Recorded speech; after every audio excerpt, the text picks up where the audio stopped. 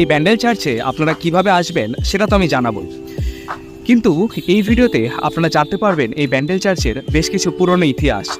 এই ব্যান্ডেল চার্চকে নিয়ে বহু জানা অজানা ইতিহাস কিন্তু লুকিয়ে রয়েছে। তো সেগুলি এই ভিডিওতে আমি আপনাদের সামনে তুলে ধরার চেষ্টা করব। তো চলুন।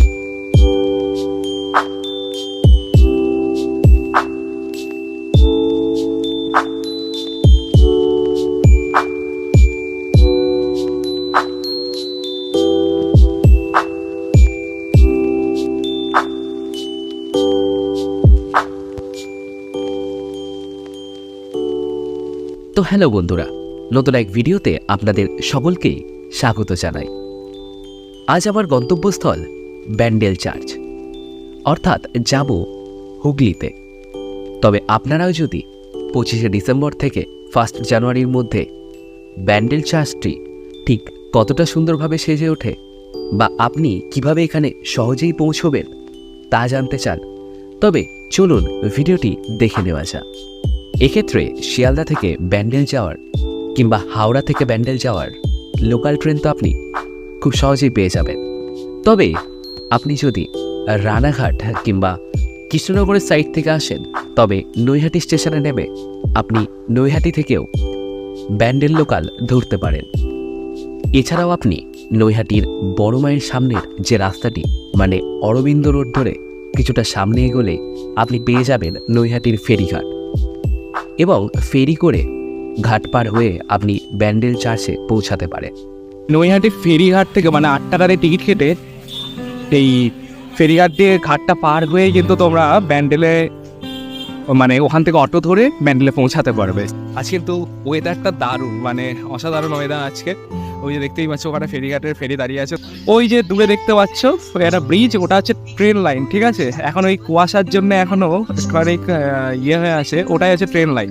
আমরা চলে এসেছি এই ঘাট পার করে এই পাশে চলে এসেছি। এবার এখান থেকে হচ্ছে অটোটা ধরতে হবে। এই যে দেখতেই পাচ্ছ আজ থেকেই কিন্তু ব্যারিকেড দিয়ে দেওয়া হয়েছে, কারণ ভিড়টা আজকে থেকেই দারুণ শুরু হয়ে গেছে, যেহেতু কালকেই 25শে ডিসেম্বর মানে ক্রিসমাস। এই সোজাই আর কি চার্চটা আছে, একদম দারুণ করে সাজাই কিন্তু। হ্যাঁ, এই বড়দিন থেকে 1 জানুয়ারি এখানে বেশ জমজমাট একটা ব্যাপারটা সেটা এখানে দেখতে পাওয়া যায়। দেখতেই পাচ্ছ কত লোকজন এখন থেকেই আসা শুরু করে দিয়েছে। তো বাংলাতে যে সকল চার্চ বা গির্জাগুলি রয়েছে তাদের মধ্যে কিন্তু সবথেকে পুরনো আমরা এই ব্যান্ডেল চার্চকেই কোথাও একটা খুঁজে পাই। তো চলুন চার্চের মধ্যে ঢুকে দেখে নেওয়া যাক। আমরা সকলেই ছোটবেলায় ইতিহাসে পড়েছি, মানে 1498 খ্রিস্টাব্দে যে পর্তুগিজ নাবিক ছিলেন ভাস্কো ডা গামা, তিনি হচ্ছে ভারতীয় মাটিতে প্রথম পা রেখেছিলেন। আর তারই 100 বছর পর, মানে প্রায় 100 বছর পর 1599 খ্রিস্টাব্দে সেই পর্তুগিজরাই এই ব্যান্ডেল ব্রাসিলিয়া প্রতিষ্ঠা করেছিলেন, ঠিক আছে। মানে এই চার্চটি প্রতিষ্ঠা করেছিলেন। দেখতেই পাচ্ছ এখানে সকাল 8টা থেকে বিকাল 4টে 4:30 পর্যন্ত এটি খোলা থাকে।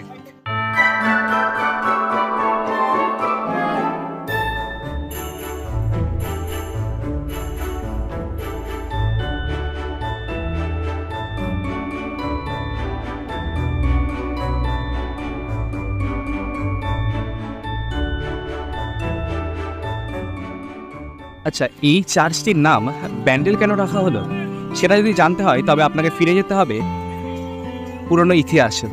তো পুরনো ইতিহাস ঘাটলে জানা যায় একজন নাবিক সমুদ্র যাত্রায় একসময় দারুণ ঝড়ের মুখে পড়েছিলেন, এবং সেই ঝড়ে তার জাহাজ লণ্ডভণ্ড হয়ে যায়, এবং ঝড়ের মধ্যে থাকা প্রতিটি নাবিকই মারা যান, এবং যে প্রধান নাবিক তিনি বেঁচে যান। তখন তিনি বঙ্গোপসাগরের কোনো একটি স্থানে উপস্থিত ছিলেন, এবং তখন মনে মনেই তিনি প্রতিজ্ঞা করেছিলেন যে আমি এই যাত্রাপথে যেটি প্রথম গির্জা দেখব, সেই গির্জাতে আমার এই জাহাজের ভগ্ন মাস্তুলটি, মানে মাস্তুলের যে ভগ্নাংশটি, সেটি দান করব। তো পাশে যেহেতু হুগলি নদীপথেই এই বাংলাতে প্রবেশ করেন, এবং এই চার্চটি তিনি প্রথম দেখতে পান, এবং এখানেই সেই মাস্তুলের ভগ্নাংশটাও রাখা আছে ভেতরে, আমি ঢুকলে দেখাবো। তো এখানেই তিনি সেই মাস্তুলটি দান করেন, এবং যেহেতু মাস্তুলকে পর্তুগিজ ভাষায় ব্যান্ডেল বলা হয়, তাই সেই ব্যান্ডেলের নাম অনুসারেই এই চার্চের নামকরণ করা হয় ব্যান্ডেল চার্চ। চার্চে ঢুকতেই আপনারা কিন্তু বিভিন্ন দেয়াল বা বিভিন্ন মূর্তিতে যীশুখ্রিস্টের জীবনের যে সকল কাহিনীগুলো সেগুলো আপনারা দেখতে পাবেন। এবং প্রথমে আপনারা দেখতে পাবেন এই সকল জিনিসগুলো, মানে তিনি মেষপালক করতেন, তাকে মানে সেই যে পরীগুলো তার চারিপাশে সবসময় ঘুরে বেড়াতেন, সেই সব জিনিসগুলো সব কিছু কিন্তু এইখানে দেখতে পাবেন আপনারা। এবং চলুন এই সামনেখানে মাঠটা আছে, তো মাঠটাই যাওয়া যাক। এখানেও কিন্তু সম্পূর্ণটাই তার জীবনেরই সব কাহিনী। তো দেখতেই পাচ্ছেন ওই যে সেই ক্রুশ,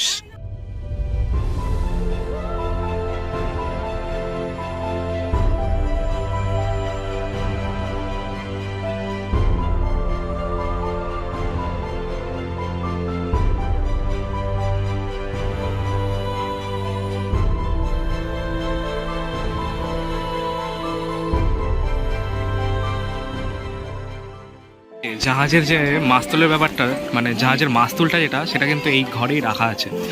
তো চলো দেখে নেওয়া যাক সেই মাস্তুলটা। এই যে জাহাজের সেই মাস্তুলগুলো আর কি, এই যে এটাই কিন্তু মাস্তুলের একদম উপরের অংশটা আর কি। আর এই যে এখানে রয়েছে, আমি দেখালাম যেটা, এটা হচ্ছে কপি কল, মানে সেই মাস্তুলের মাথায় যেটা থাকে, মানে যেটা আর কি অনেকটা ওজন খুব কম খরচে বহন করতে পারে, সেটাকে হচ্ছে বলা হয় কপি কল। তো ওইটা হচ্ছে সেই কপি কল। এই যে এটাই কিন্তু সেই মাস্তুলের ইতিহাসটা, যেটা আমি তোমাদের কিছুক্ষণ আগেই শোনালাম। এখানে একটা কথা আরও অ্যাড করে দাও, মানে যখন জাহাজ ঝড়ের মুখে পড়েছিল তখন তো কুমারী মারিয়ার নিকট প্রার্থনা জানান কিন্তু জাহাজের ক্যাপ্টেন, এবং তখনই তিনি প্রতিশ্রুতি দেন বা যে প্রতিজ্ঞা করেন যে জাহাজটি রক্ষা পেলে ক্যাপ্টেন যাত্রাপথে প্রথম যে গির্জা দেখতে পাবেন সেখানেই কৃতজ্ঞতার সাথে দান করবেন এই মাস্তুলটি। আমি কিন্তু সেটা তোমাদের আগেই জানিয়েছি। তো এখানেই মাস্তুলটি রাখা আছে। আর এখান থেকে বেরিয়ে এসেই তোমরা চার্চের মধ্যে এই জায়গাটা দিয়ে কিন্তু ঢুকতে পারবে। যেহেতু কালকে মানে 25 তারিখ সোমবার গির্জা বন্ধ, এবং 1 তারিখ মানে জানুয়ারি মাসের 1 তারিখে গির্জাটি সম্পূর্ণ বন্ধ থাকবে, তাই আজকে তোমরা লোকের যে মানে ভিড়টা সেটা কিন্তু চারিদিকে দেখতেই পাচ্ছ।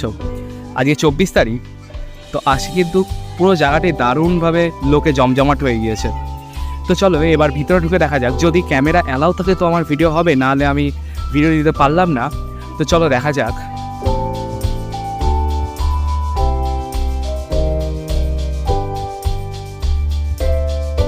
এটা হচ্ছে স্বর্গদূতের সংবাদ, এটা হচ্ছে যিশুর জন্ম। এখানে হচ্ছে শিশুদের প্রতি যিশুর যে স্নেহ, সেটা ওটা দয়ালু সমরী। এবং এরকমই প্রত্যেকটি কিন্তু দেওয়ালে প্রত্যেকটি বাণী খুব সুন্দরভাবে দেওয়া আছে। যীশুখ্রিস্টের জন্মগ্রহণের যে ব্যাপারটা আর কি, তিনি সেই গরু ঘোড়ার সেই ঘর, মানে গোয়াল ঘর বা যেটাকে আমরা আস্তাবল হিসাবে চিনি, সেখানেই তিনি জন্মগ্রহণ করেছিলেন। সেই চিত্রটা এখানে দেখানো হয়েছে। এটা কিন্তু প্রত্যেকটি মানে ক্রিসমাসের দিনে প্রত্যেকটি জায়গায় এই চিত্রটা বিশেষ করে ফুটিয়ে তোলা হয়। এই যে এখানটা দিয়ে ঢুকে এই যে ওই ওপরটাই যেতে হবে। এই যে এখানে সব দেখছো কয়েন পড়ে আছে, তো এই সকল কয়েনগুলো যেগুলো নিচে পড়ে যাচ্ছে সেগুলো নাকি খুব ভালো। এই যে এটা দেখছি নিচে পড়ে গেল, তার মানে এটা ভালো, আর উপরে আটকে গেলে সেটা আর কি অতটা ভালো না। সবাই দারুণ আশা নিয়ে ফেলছে, মানে যাতে কয়েনটা নিচে চলে যায়, এবং যদি নিচে চলে যায় তাহলে সকলে একটা করে উইশ করছে। বেশ ভালো। সকল প্রেয়ারগুলো হয় এখানে, এই যে দেখতেই পাচ্ছ।